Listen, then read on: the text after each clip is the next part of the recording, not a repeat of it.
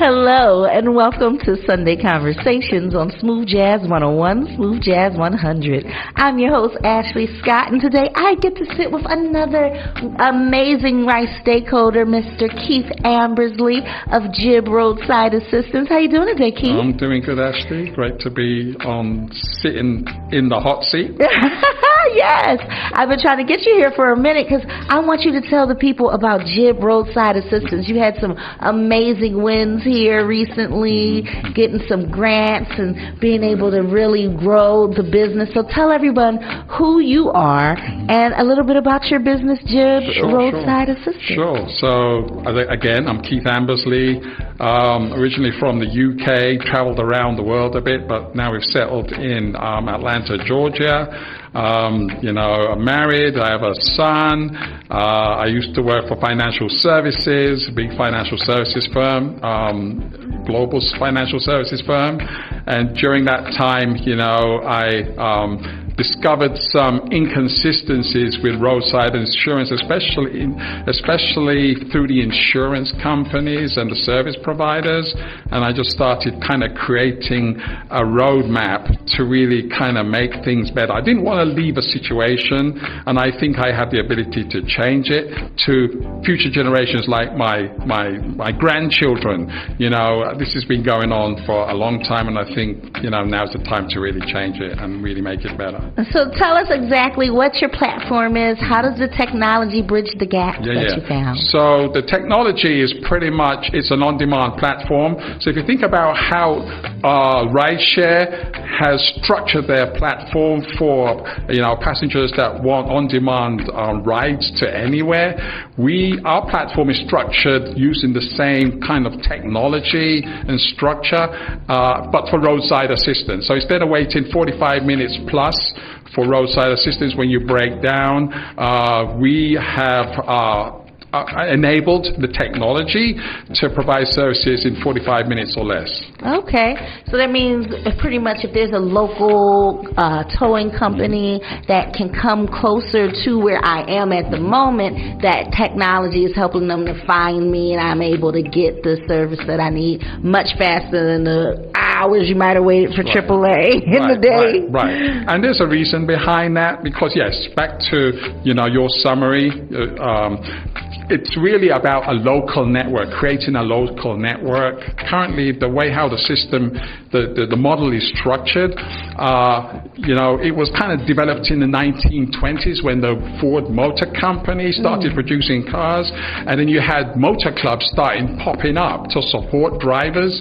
But what they did is that they created the model around the service provider, not the customer.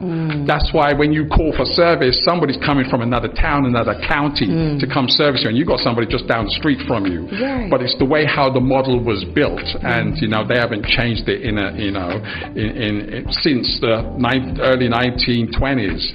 So we have kind of looked at a more local model, which operates pretty much like rideshare. You have a big concentration of drivers, service providers in a given area. You call them and they're going to come get you in the quickest possible time.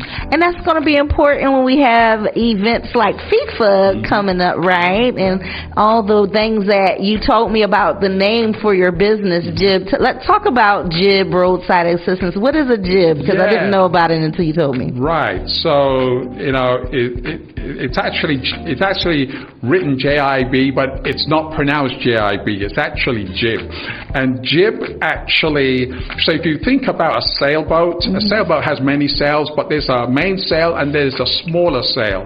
The smaller sail is called the jib, and what that does, it allows the sailboat to pick up speed and accelerate. So JIB Roadside Assistance is about speed, it's about acceleration, it's about transparency, it's about all the things that are good that you want as a customer from a service provider. And so who is the end user or your customer, Keith? Like, are you working to onboard local towing companies? Are you working to onboard customers so that they can have access? Do you work with the insurance companies? How does the actual model work, and who do you need to connect with? You've got all these audience, these listeners listening. Who's your ideal client? So right now we have 765 let me get this right, customers on the platform. Okay. And 89% of those are from Atlanta, which is what we want. We're trying to build the concentration. Our focus is Atlanta, but we have service providers from all over, all over the place. And pretty much we have about 300 plus drivers on the platform. To put it simply, just think about rideshare. It's the same thing. You download the app, you request a service, they come get you, payments made in the app to the service provider. The service provider gets paid in less than 24 hours. Customer pays, they get their service, everybody's happy. Okay. So if I'm stranded on the side of the road, I don't have that extra insurance where they're going to come pick me up because I didn't pay for that.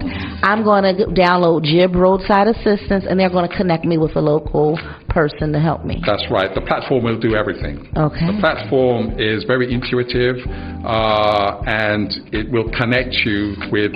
But so how it works, it connects you with the person that's the driver that's closest to you. If that person decides they don't want a job, it goes to the next, and it goes to the next until it finds you somebody. So it's very intuitive, and we are working on AI and different things to really make it more user-friendly, more intuitive, more all of that.